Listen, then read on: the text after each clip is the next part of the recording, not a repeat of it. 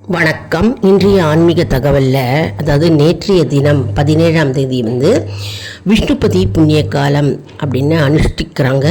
இன்றைக்கி கூட விஷ்ணுபதி புண்ணிய காலம் அப்படின்னு அனுஷ்டிக்கிறாங்க.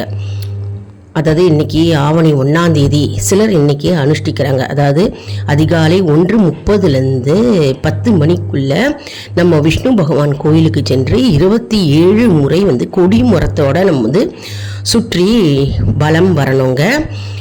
நம்ம விஷ்ணு பகவானுக்கு நெய் தீபம் ஏற்றி நம்ம வழிபட வேணும்.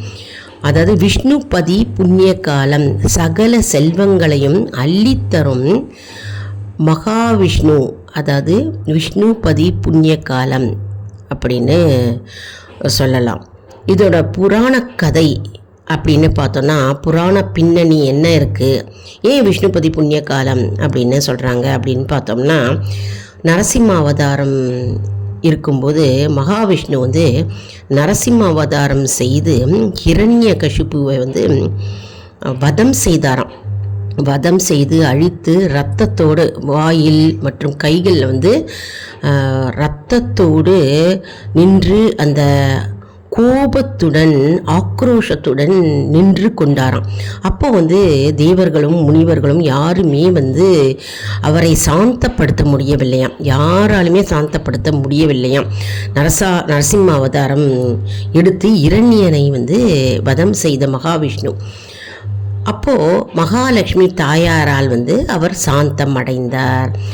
அப்போது லக்ஷ்மி நரசிம்மரா அவர் அருள் பாலித்தார்.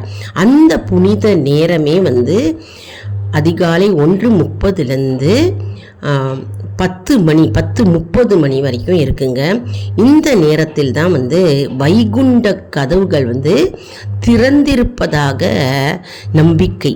அதனால் விஷ்ணுபதி புண்ணிய காலம் அப்படின்னு இந்த காலத்துக்கு பெயர் உண்டு.